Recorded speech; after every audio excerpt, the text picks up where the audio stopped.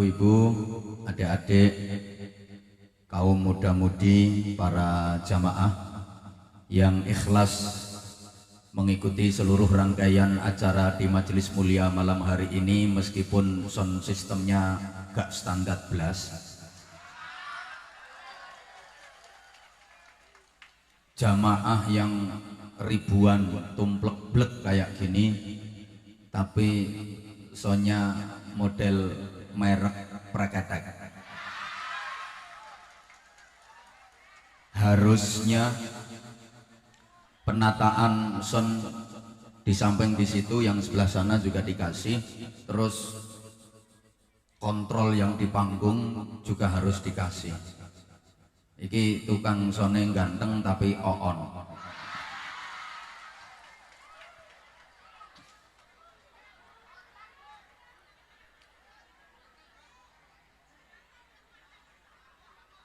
Mudah-mudahan apapun kondisinya, kita semua telah digerakkan oleh Allah untuk hadir di Majelis Mulia malam hari ini. Mudah-mudahan semuanya mendapatkan barokah.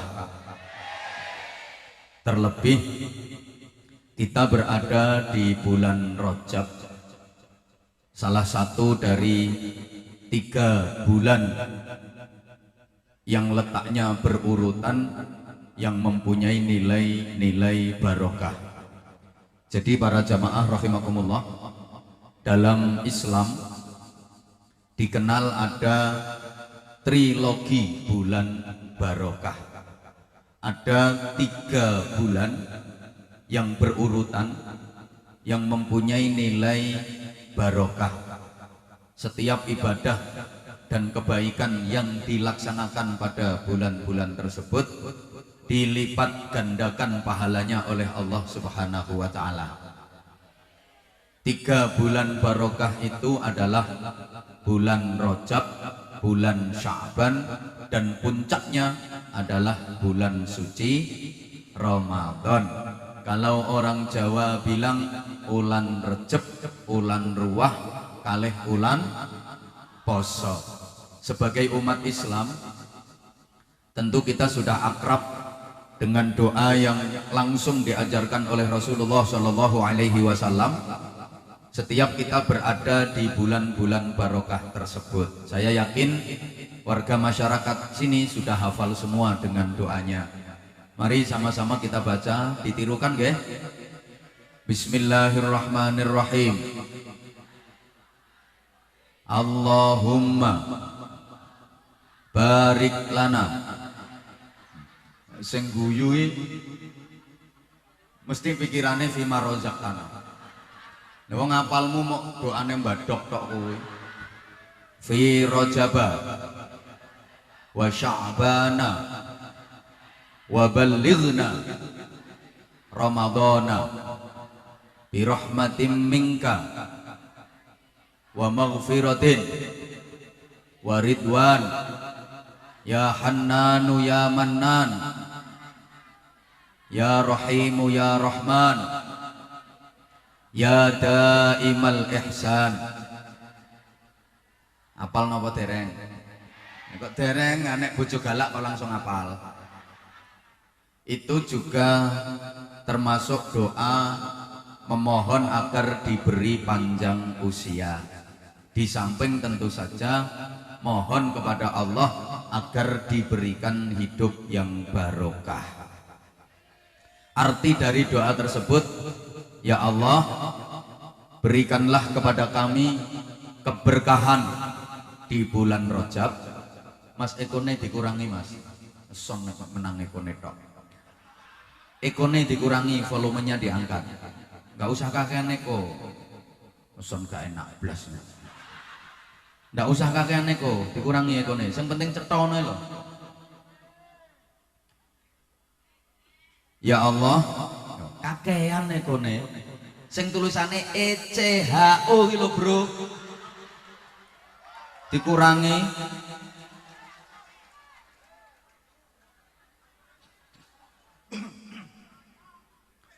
Ya Allah,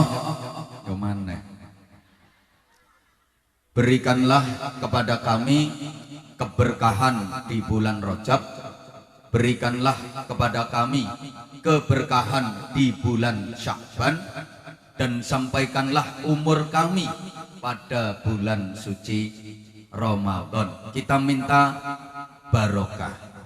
Barokah itu sering diartikan ziyadatul khair, bertambahnya kebaikan. Orang yang mendapatkan barokah, hidupnya pasti stabil sekaligus dinamis. Sorry, aku ngomong stabil sekaligus dinamis. Aku lali nek ngaji nenggone wong sing gak patek pinter. Mesti ora paham. Mengarah kepada kehidupan yang selalu lebih baik, sehingga ada ungkapan hari ini harus lebih baik daripada kemarin dan esok harus lebih baik daripada hari ini. Para pecinta barokah, para perindu barokah, para penggila barokah, orang-orang yang suka ngalap berkah, itu dalam hidupnya pantang untuk berprinsip aku masih seperti yang dulu, aku begini engkau begitu, sama saja, sami mawon, pokoknya bakmi tintuk. Tapi orang yang hidupnya barokah itu makin hari makin berarti, makin lama makin bermakna, makin tua makin mulia, ada dinamika ke arah hidup yang lebih baik. Kalau orang Bojonegoro bilang to be excellent. Bojonegoro dilawan.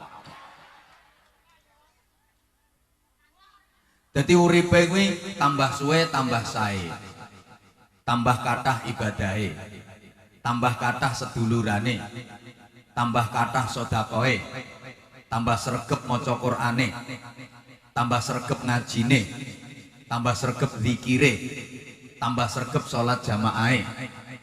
Saya pernah nerangin kayak gini, ada yang ngomong, jane yang seneng sholat jamaah, tapi aku nek jamaah sandalku gelek ilang no masjid. Nek sandal sampeyan gelek ilang no masjid, kuwi tandane sampeyan wong apik. Sing elek iki nek sandal sampeyan ora tau ketok no masjid, berarti sikile ya gak tau bancik masjid.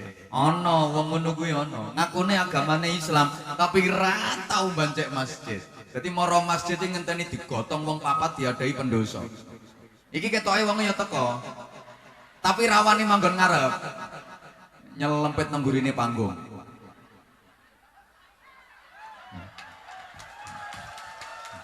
Wonge yang melok tepuk tangan.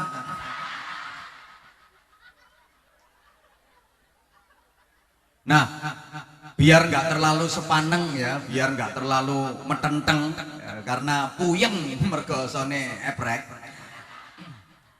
Kita refresh dulu. Bicara soal barokah, ada perbincangan di tengah masyarakat kita bahwa terjadi perbedaan yang signifikan antara kaum laki-laki dengan kaum perempuan. Menyangkut barokah ini, ada perbedaan antara kaum pria dengan kaum wanita. Atau kaum wanita itu biasa juga disebut kaum hawa. Kenapa wanita disebut kaum hawa? Karena memang memencutkan laki-laki. Wong lanang nek ketok wong wedok ayu mesti pertama kaget. Akhirnya kagum terpesona. Wah. Makanya diarani kaum wah. Barokah itu biasanya lebih akrab dengan kaum perempuan. Yang menginginkan hidup barokah selalu lebih baik seiring berjalannya waktu dan bertambahnya usia, itu kaum perempuan pengen barokah. Kalau laki-laki itu merasa bangga jika punya prinsip istiqomah. Laki-laki merasa gagah kalau bisa istiqomah. Istiqomah di sini artinya bukan istri 3 dikontrakin rumah, tapi istiqomah artinya teguh, tetap, dan tidak berubah. Itu laki-laki, kapanpun tidak berubah keinginannya.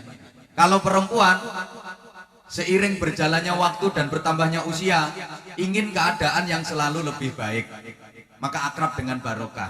Perempuan, kalau usia masih di bawah 20 tahun, yang diinginkan adalah laki-laki tampan. Nek jemburis ngene iki ra payu, karep deh. Siapapun pokoknya bocah wedok nek umurnya sak ngisore 20 tahun, keinginannya adalah laki-laki tampan. Mulane ngefane yo karo sing ganteng-ganteng nika, koyok Dilan, Aliando, artis-artis Korea, minimal Anwar Zahid. Minimal. Nek gak ngefan mosok ditunggu nikit bar maghrib, Mam. Ada uyel-uyelan kaya ngene, mambu kelek, mambu entut. Ora kroso mergo saking ngefane. Makasih, Say. Kamu ngerti banget perasaan aku. Makasih ya, Say. Say itu kalau sebelah sini sayang, kalau sini syaiton. Jadi itu keinginan perempuan yang usia masih di bawah 20 tahun menginginkan laki-laki tampan. Nanti perempuan kalau usia sudah di atas 30 tahun, sudah nikah, sudah punya anak, dituntut macam-macam kebutuhan, keinginannya berubah lebih baik lagi. Tidak menginginkan laki-laki tampan, tapi perempuan di atas umur 30 tahun itu menginginkan laki-laki mapan. Terutama secara ekonomi.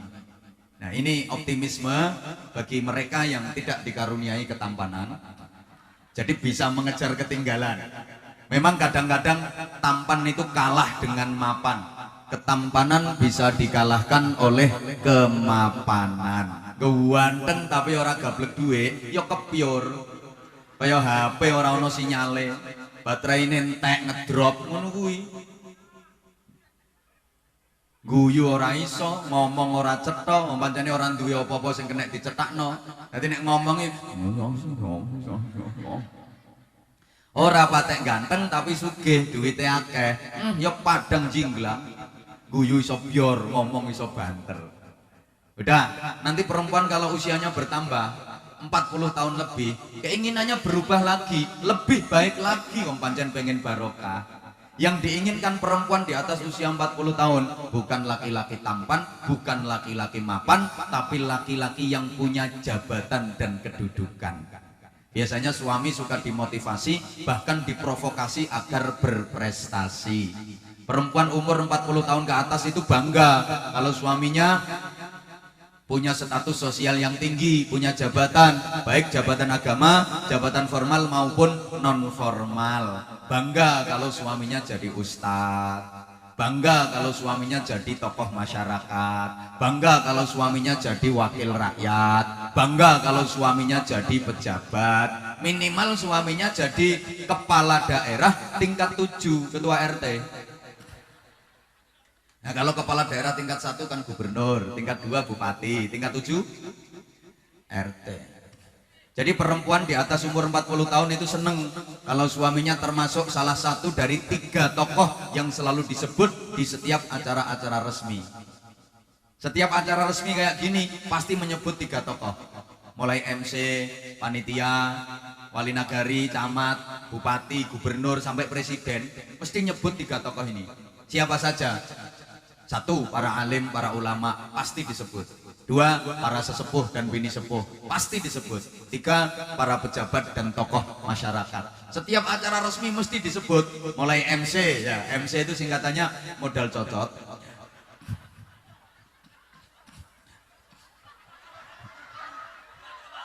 Terus sambutan ini mesti nyebut itu pasti. Kayak tadi sambutan mesti nyebut 3. Sambutannya tadi cuma 2 ya. Alhamdulillah. Mesti nyebut itu. Apalagi orang Jawa nyebut 3 tokoh itu pakai bahasa halus, namanya kromo inggil. Para alim, para ulama ingkang rinten dalu tansah sumanding pustaka suci wahyuning ilahi ingkang dados kiblating panembah. Para sesepuh lan bini sepuh, aji sepuh saha kasepuhan ingkang pono ing pamawas tur lebda ing pitutur. Para pangemban pangembating praja satriyaning nagari ingkang dados songsong agunging kawula dasih. Paham napa mboten? Blas. Ya. Padahal kuwi basa Jawa. Lha iki sing tekono kene iki ya wong Jawa kabeh. Berarti wong Jawa sing manggon kene iki wis do berubah dadi gibas, guys. Para gibas-gibas kalian yang saya hormati. Bahasa Jawa itu ada yang adiluhung, simbol kesopanan, etika, akhlak, namanya kromo inggil. Wong Jawa sing sopan niku nek ngomong nganggo kromo inggil. Istri kromo inggilipun garwa, anak kromo inggilipun putra. Dadi garwa putra niku sopan. Tapi angel sing penak ngomong Jawa yang moko anak bojo ngono ae. Ya bocah saiki iki do ninggal sopane mok golek penake. Mestine sing sopan kudu krama inggil, garwa putra digarwa rumiyin nembe kagungan putra. Tapi sing penak anak bojo gawe anak dhisik lagek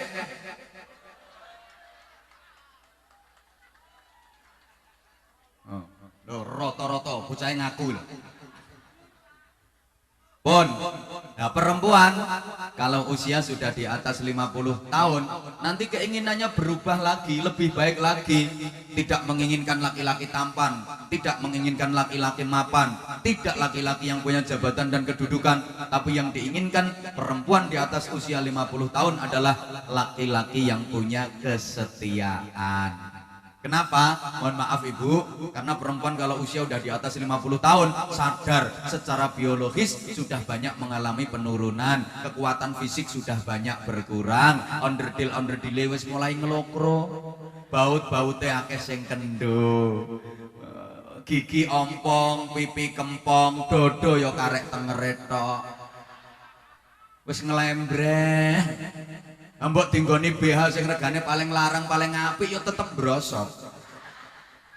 Wis 50 tahun munggah. Ngono ya ana sing digrayangi tenan. Iya. Ngelembreh.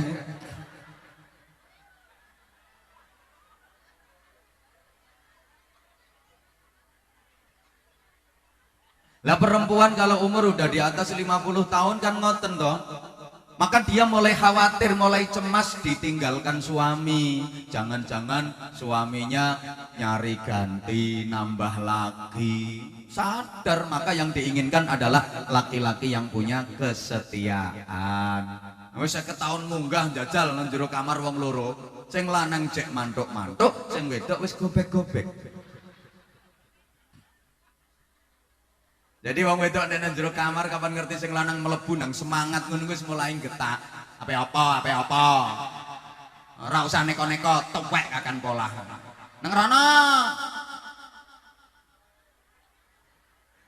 Lagi dalam kamar tahu suaminya masuk, gek suaminya semangat, sing wedok langsung pasang pengaman. Blonyoan minyak kayu putih. Ben aman. Sek ora mandi sing lanang tetep ngeyel ae tambah remason. Sek kurang mandi sing lanang tetep ngeyel ya 3 in 1 labur pagoda. Ngono sek urung mandi, akhirnya wong wedok nganggo senjata pamungkas, parutno brambang. Yang lanang kena parutan brambang yang balik cengkelak. Ambek nyanyi putuslah harapanku. Akhirnya suami keluar kamar dan masuk kelompok tilawah. Maksudnya tilawah bukan tilawatil Quran, tapi tilawah tidur di lantai bawah. Rauman kasur, merek disempari, disikuti. Rasa rene, rono. Keluyur-keluyur metu, nonton TV, nombale, tilawah, tidur di lantai bawah. Maunya nonton TV malah ditonton TV. Wonge turu TV-ne isek melek. Ngapunten bapak-bapak, wonten mboten sing sampun ngalami nasib ngoten niku? Kae wonge lenger-lenger mikir. Aku ya wis ngono kuwi kok.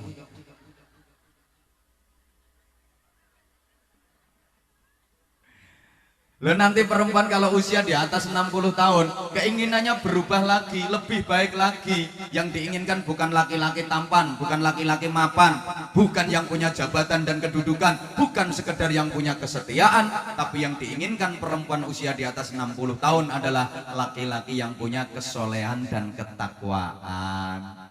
Wis mulai sering mengingatkan suami untuk rajin ibadah. Nek tanggep bengi ora mek nguyuh tok. Sing lanang disemangati jak tahajud, qiyamul lail, wiridan maca Quran ke subuh bareng jamaah no masjid. Sing lanang dikon ngakehno nek sedekah, kon sregep no pengajian. Soale wong wedok umur 60 tahun punjul niku wis mulai krasa nek ape rondo. Harapane yo ben bareng-bareng nang swarga karo bojone. Ngono. Ngapunten Bu, aja mencep ambek aku. Saya membaca fakta, memang semua ada ukuran. Berat badan perempuan saja ada ukurannya kok. Perempuan kalau berat badannya antara 20 sampai 30 kg, 20 sampai 30 kg itu namanya gizi buruk. Nah kalau perempuan berat badannya kok antara 30 sampai 40 kg kurang gizi. 40 sampai 50 kg kuru. Kalau berat badan perempuan antara 50 sampai 60 kg itu baru ideal. Kowe rasa ayam wis ngono gedene kok melok guyu. Lah nek kae ya klebu 60 sampai 70 kg namanya lemu. Kalau berat badan perempuan antara 70 sampai 80 kg bahenol. 70 sampai 80 kg montok.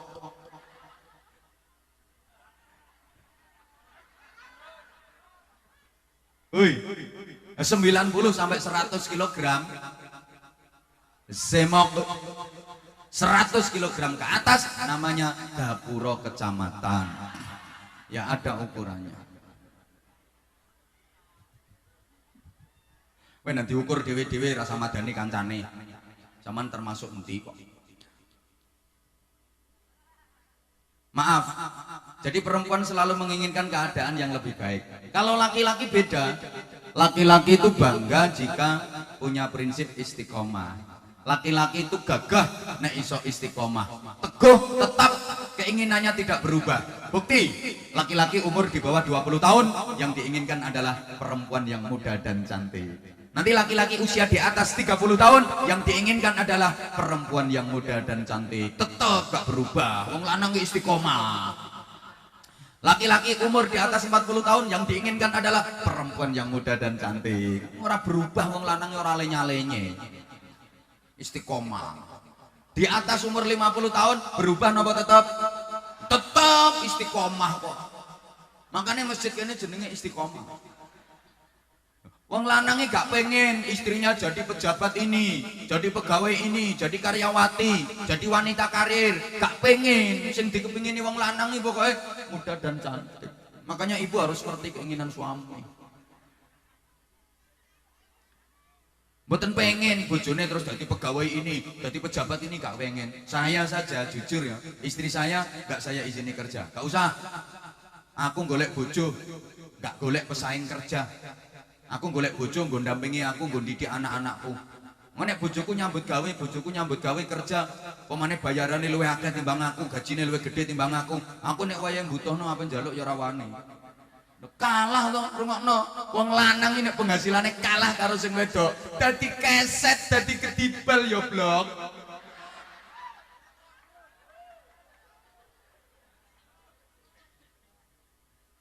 Allahumma sholli ala Muhammad. Yang sebelah sana bisa mendengar suara saya? Ya yes, gak apa-apa, remeng-remeng ya wis pokoknya krungu. Pasang kupingnya konsentrasi. Ya cara aku dadi panitia no sone tak obong ambek aku. Leson disewa larang-larang ngene dapurane leson model apa. Lho saya kalau di Jawa ya ngaji kok sonya kayak gini, tak tinggal mulih mbak. Lho bener. Nang Jawa. Lek sone model kayak ngene iki tak tinggal mulih. Orang standar blas.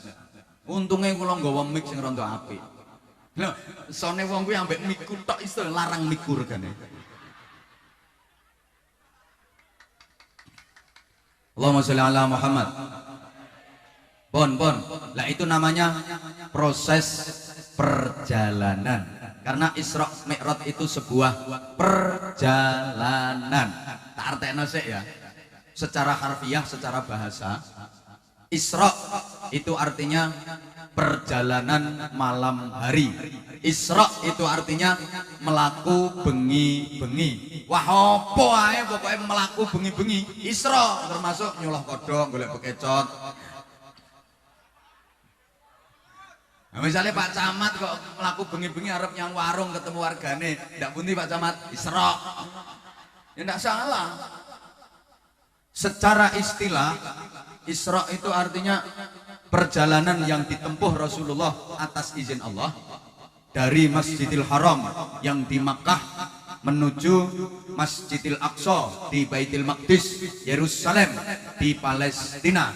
Ini berarti perjalanan darat, perjalanan yang arahnya menyamping, arahnya horizontal.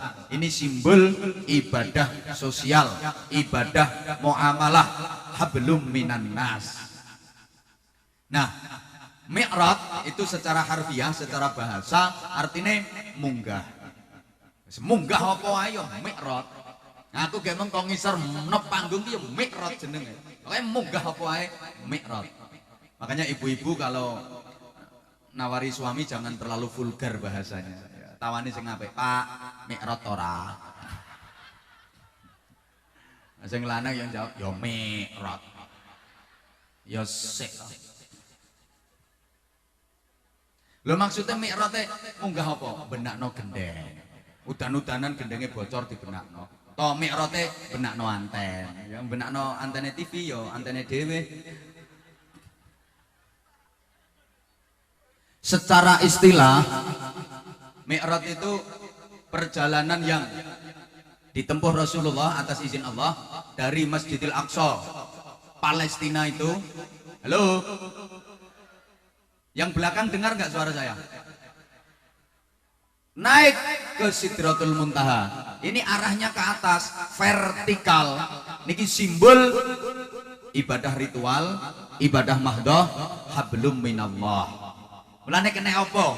Kanjeng Nabi di Isra Mi'rajno kok nggak langsung teko Masjidil Haram Mekah munggah yang langit naik Sidratul Muntaha. Kan bisa saja Allah memproses perjalanannya seperti itu. Kenapa pakai dari Masjidil Haram ke Masjidil Aqsa Palestina? Wong tujuannya ya apa munggah lho. Langsung dari Masjidil Haram munggah kan iso. Woi. Paham ora ya wong kene dijak ngomong. Wong kene iki ayu-ayu tapi ya rada oon modele. Iki jelas oone ketularan tukang son kabeh. Halo. Bu, paham napa mboten, Bu? Umpami langsung munggah teko Masjidil Haram kan bisa.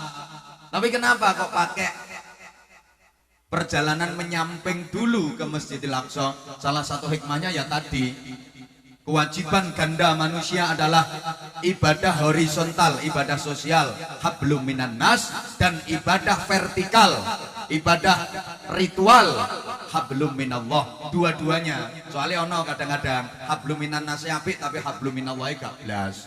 Nek karo sapa-sapa apik, karo dulur, karo kanca, karo tangga, karo sapa-sapa apik. Sareh, sumeh, hajar, serawung, nyedulur, membaur, gerapyak, semanak, seneng tulung ya loman, tapi ora gelem salat. Ramadan ya ora poso. Wonten apa mboten? Wonge teko. Paling nglumpuk nang gurine panggung to wonge.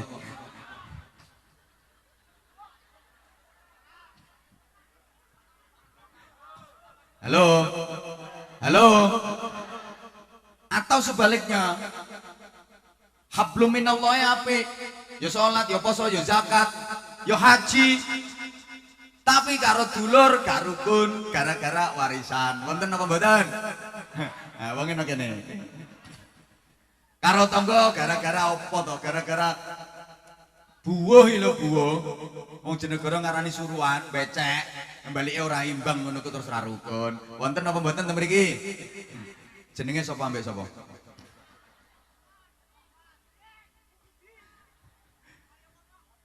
Ya percuma, meskipun sholatnya top, takbiratul ikhrami medeni wong. Dekne lagi takbir yang sing melayu. Nek takbir ngene, Allahu Akbar. Bacaannya fasih. Auzubillahi minasyaitonir rajim. Iya kena ambil walat. Tinggo maca lambe ilat sak indil-indile perotol kabeh. Nek rukuk ya suwi, sujud iki sekali nyosop bathuk mentol 3. Nyosop ping pindho bathuk mentol 6. Poso bendina. Zakat ora mekakat. Berangkat haji itu dia tiap tahun. Pergi umroh seminggu ping 5. Yo iso omahe Mekah.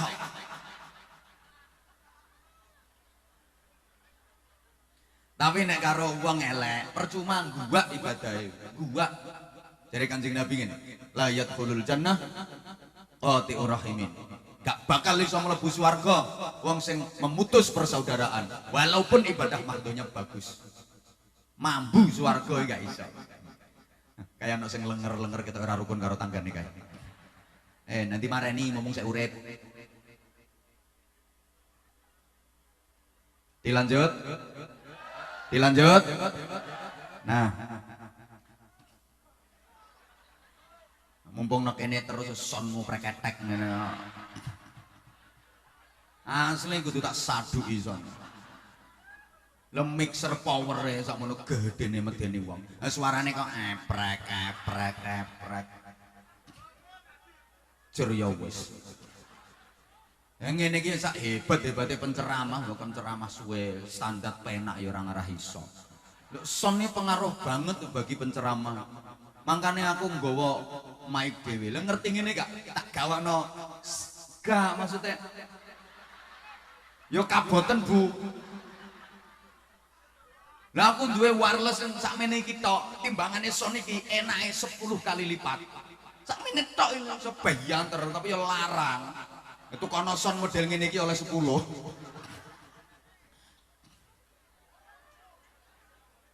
Allahumma sholli ala Muhammad. Nah, terkait perjalanan hidup saya tertarik untuk menyampaikan tembang Jawa karena ini yang saya hadapi adalah dulur-dulur Jawa, nggih. Ngomongnya dicampur basa Jawa mboten napa-napa nggih. Mbah ora semangat tok sampean. Campur basa Jawa mboten napa-napa nggih. Ada satu tembang Jawa yang penuh filosofi. Ini mari kita kaitkan dengan perjalanan hidup dan nanti perjalanan Isra Mi'raj. Erat sekali kaitannya. Tembang itu karya dari Kanjeng Sunan Giri yang judulnya Lir-Lir. Saya yakin warga masyarakat iki apa namanya? Pasir Binjai, Kecamatan Silaut dan sekitarnya, insya Allah sudah hafal tembang ini. Karena tembang Lir-Lir ini sudah akrab dengan masyarakat Indonesia, khususnya masyarakat Jawa. Apalagi akhir-akhir ini kan dipopulerkan kembali oleh grup-grup sholawat, grup habsyi, grup hadrah. Lebih-lebih kalau yang melantunkan itu ikonnya sholawat Indonesia, Habib Syekh. Pawe nak no hati terenyes-terenyes. Suarane le modele mentul-mentul. Nek Habib Syekh sing ngelagokno iki.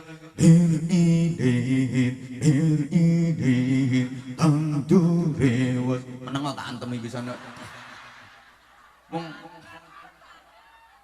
ngene iki pengen oleh barokah. Kok umpama sone standar, ya penak lho sone eprek-eprek kok. Gak usah ditembangno, tapi sampean sauti, sampean terusno. Lir-lir lir-lir tandure wis tak ijo. Royo kok loyo. Tak sengguh penganten anyar. Terus cahangon penekno blimbing kuwi. Lah ini nanti filosofinya luar biasa. Kenapa kok penekno blimbing kuwi? Kok enggak begini? Cahangon penekno kates kuwi. Kok gak ngono? Sing duwe kates ra usah melong guyu. Ini nanti nilainya luar biasa.